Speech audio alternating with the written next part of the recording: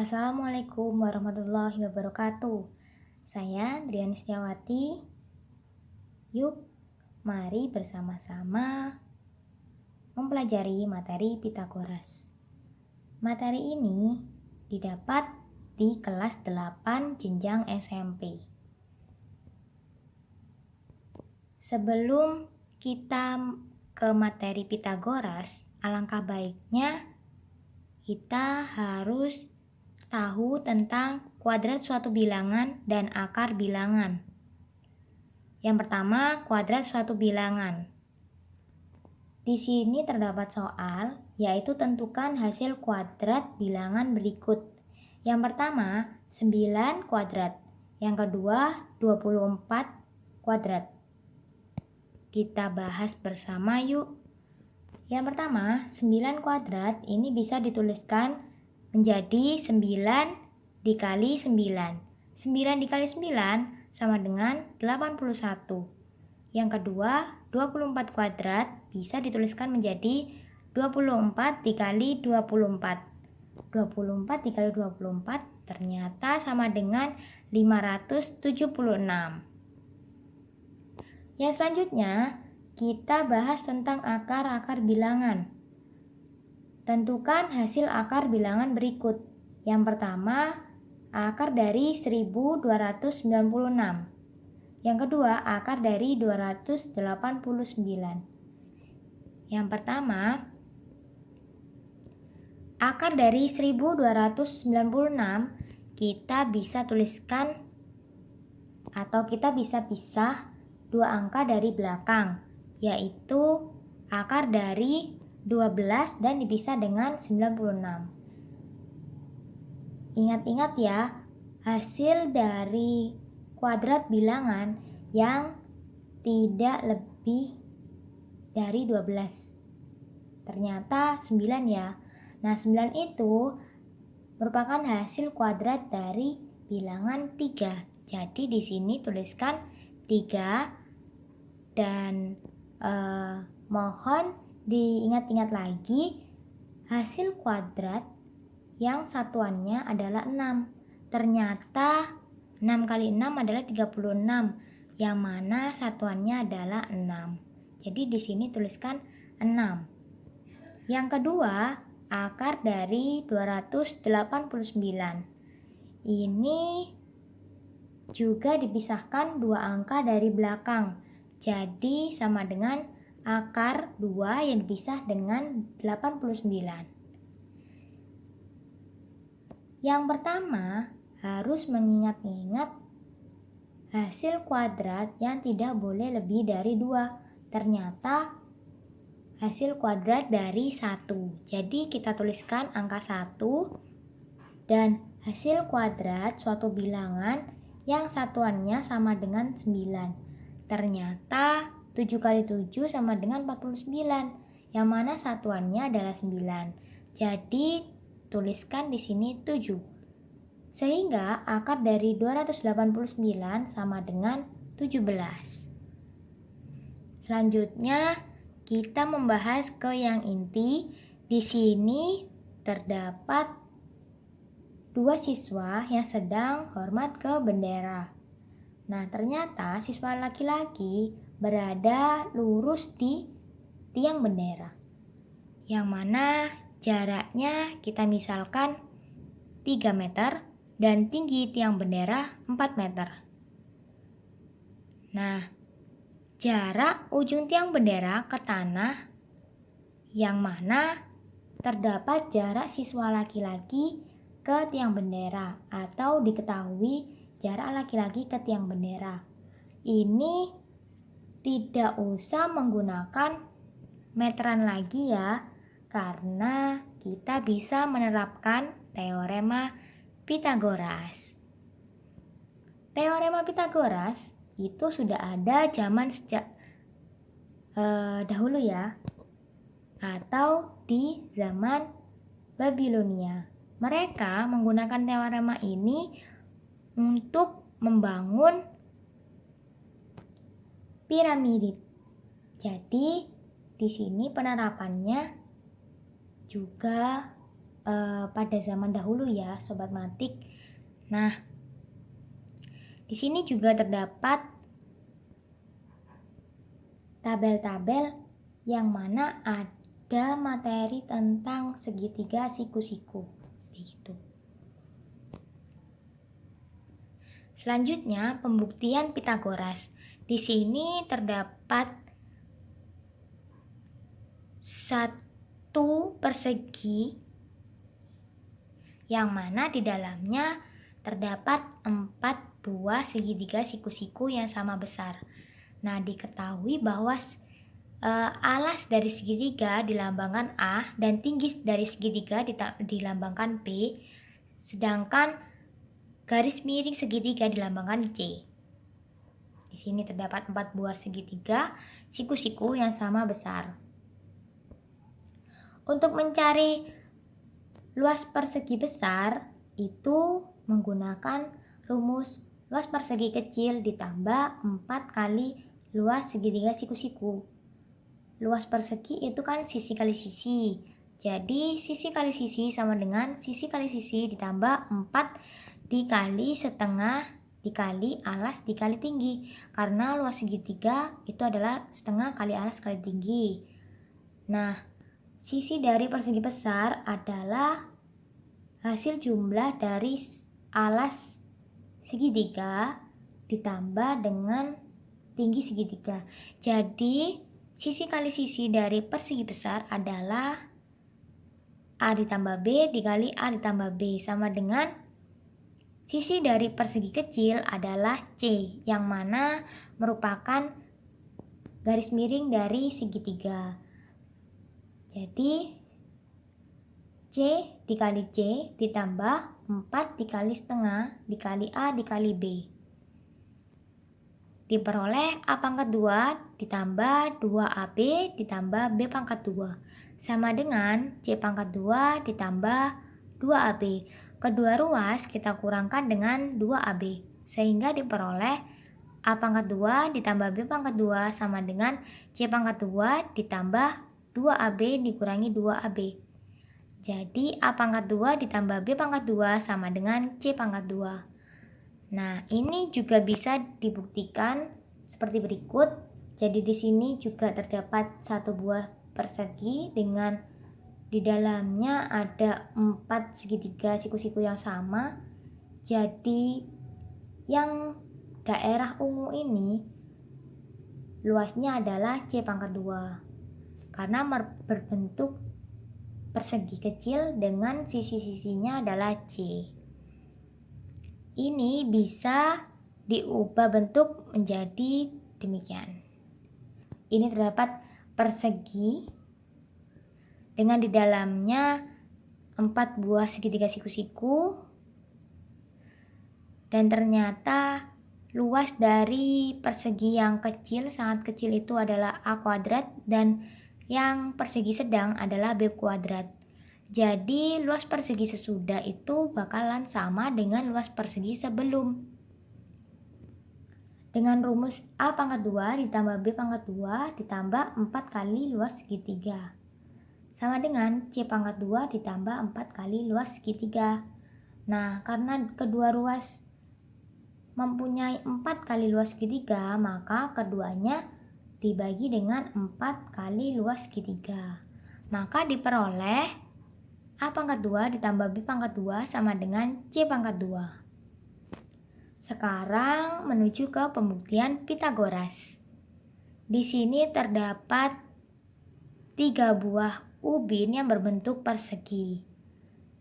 Daerah merah disebut A, daerah kuning disebut C, daerah biru disebut B.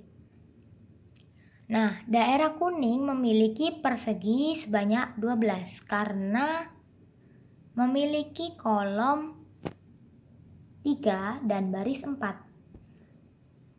Daerah yang B memiliki persegi sebanyak 16 dan daerah A memiliki persegi sebanyak 20. Hasil kuadrat persegi A itu sama dengan jumlah dari kuadrat persegi B dan kuadrat persegi C.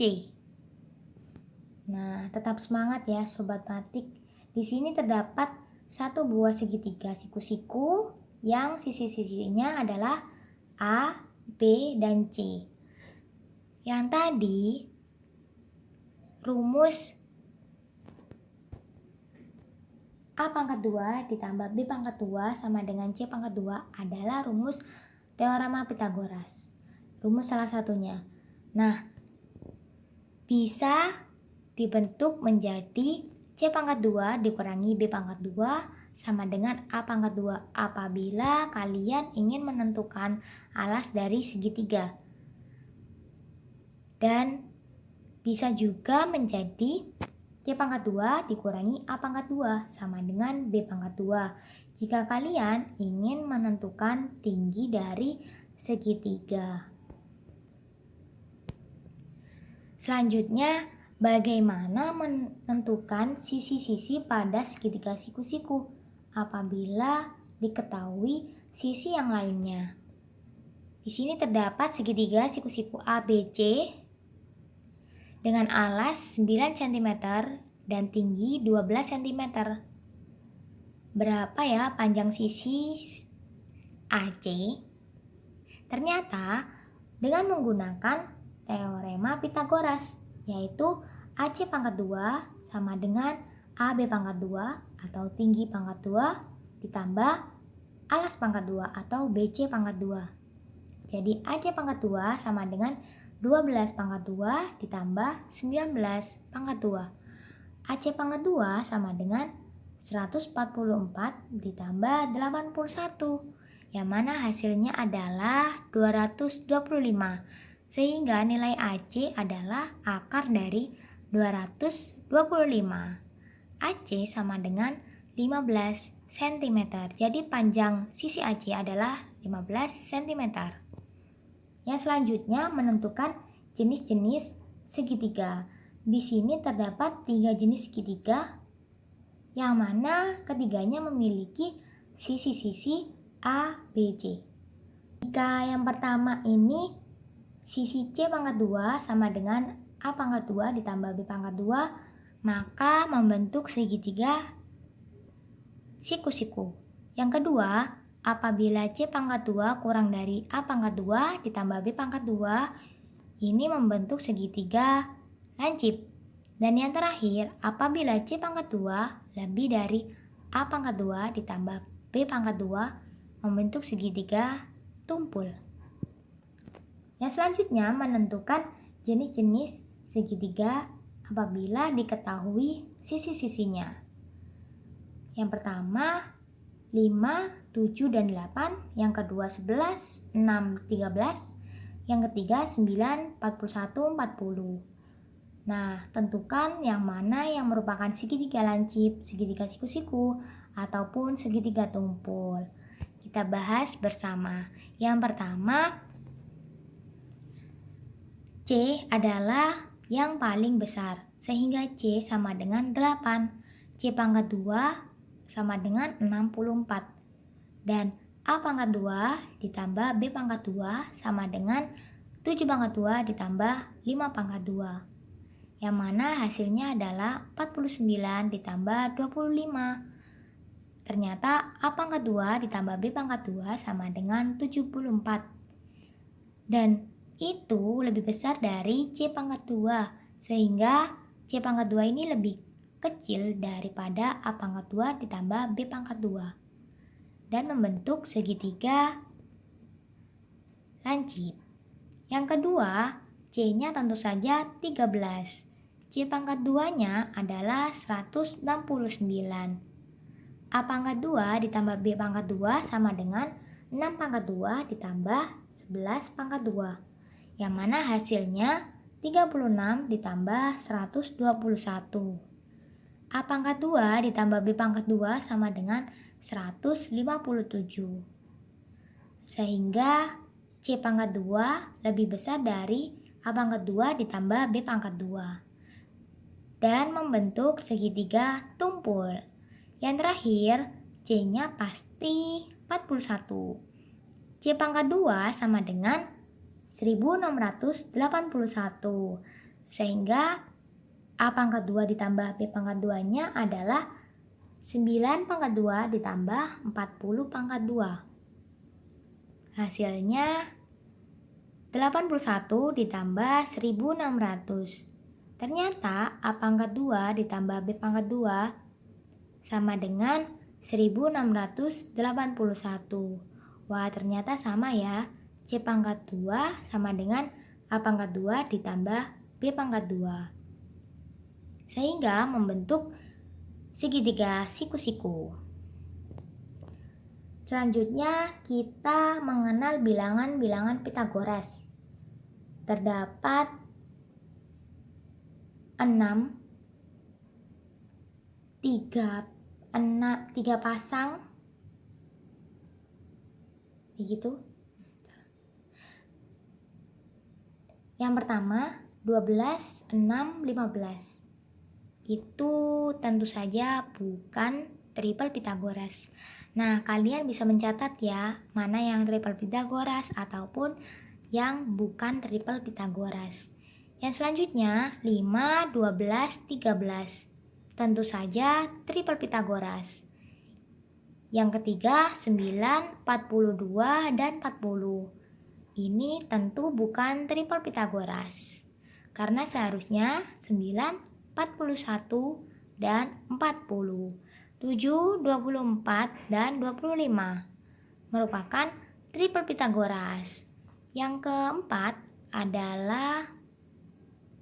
kelima adalah 8, 15, 17 merupakan triple Pythagoras. Dan yang terakhir 21, 28, dan 35 merupakan triple Pythagoras. Selanjutnya kita bahas penerapan Pythagoras di dalam kehidupan sehari-hari.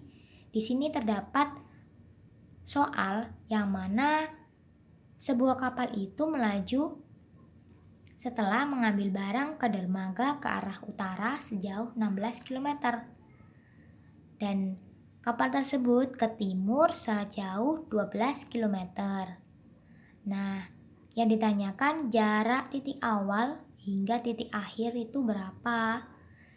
Nah, di sini jarak ke timur dimisalkan A, jarak ke utara dimisalkan B, dan yang ditanyakan adalah C.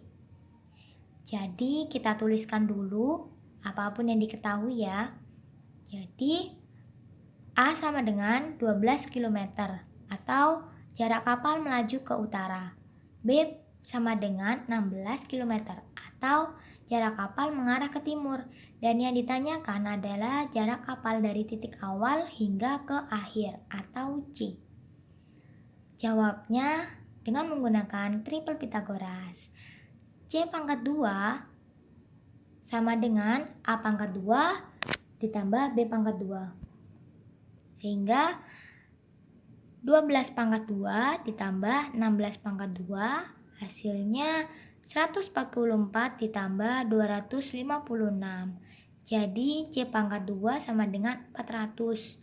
Sehingga C ini adalah akar dari 400. Kita pisahkan lagi ya sobat matik. 2 angka dari belakang sehingga C adalah akar dari 4 dan 00.